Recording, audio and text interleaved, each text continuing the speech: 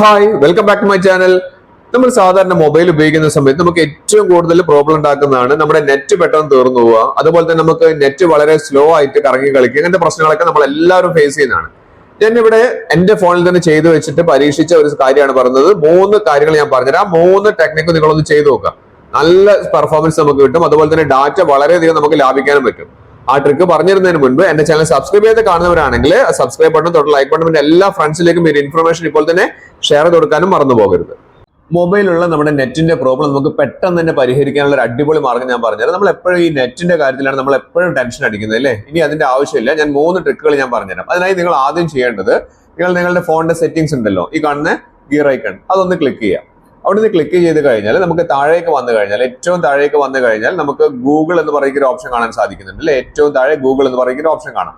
ആ ഗൂഗിൾ എന്ന് പറഞ്ഞിരിക്കുന്ന ഓപ്ഷനിൽ ക്ലിക്ക് ചെയ്ത് കഴിഞ്ഞാൽ ഇവിടെ മേലെ 2 ഓപ്ഷൻസ് കാണാം. റെക്കമെൻഡഡ് കാണാം, ഓൾ സർവീസസ് കാണാം.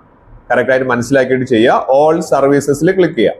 ആ ഓൾ സർവീസസിൽ ക്ലിക്ക് ചെയ്ത് താഴേക്ക് വന്നു കഴിഞ്ഞാൽ ഡിവൈസസ് എന്ന് പറയുന്ന ഒരു ഓപ്ഷൻ കാണാൻ സാധിക്കും. ഈ ഡിവൈസസിൽ ക്ലിക്ക് ചെയ്ത് കഴിഞ്ഞിട്ടുണ്ടെങ്കിൽ നമ്മളുടെ നെറ്റുമായിട്ട് കണക്ട് ആയിരിക്കുന്ന ഡിവൈസസ് ഒക്കെ നമുക്ക് ഇവിടെ കാണാൻ സാധിക്കും. അത് ഇവിടെ കണ്ടില്ലേ, scan for nearby devices ഇവിടെ ഓൺ ആയിട്ടാണ് കിടക്കുന്നത്.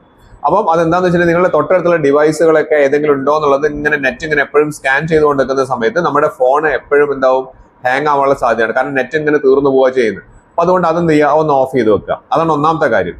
2 ഇനിയുണ്ട്. അതുകൊണ്ട് വീഡിയോ സ്കിപ്പ് ചെയ്യാതെ അവസാനം വരെ കാണുക. ഇനി അടുത്തായിട്ട് നമ്മൾ അടുത്തൊരു ഓപ്ഷൻ നോക്കുകയാണ്. പേഴ്സണലൈസ്ഡ് യൂസിങ് ഷെയർഡ് ഡാറ്റ എന്ന് പറയുന്ന ഒരു ഓപ്ഷൻ കാണിക്കുന്നുണ്ട് അല്ലേ? അവിടെ നിന്ന് ക്ലിക്ക് ചെയ്യുക. അവിടെ ക്ലിക്ക് ചെയ്ത് കഴിഞ്ഞാൽ ഇവിടെ കണ്ടില്ലേ, ഇവിടെ 3 ഓപ്ഷൻസ് ഓൺ ആയി കിടക്കുകയാണ്. അതായത് മാപ്സ് ഓൺ ആണ്, കീപ് നോട്ട്സ് ഓൺ ആണ്, ജിമെയിൽ ഓൺ ആണ്.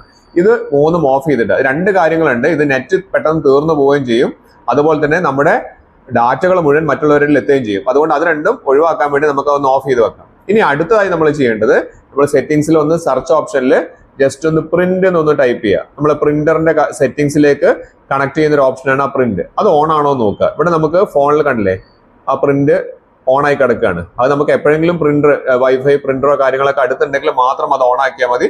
അതും കൂടി ഓഫ് ചെയ്ത് കഴിഞ്ഞാൽ അടിപൊളിയായിട്ട് നമ്മുടെ ഫോൺ വർക്ക് ചെയ്യും.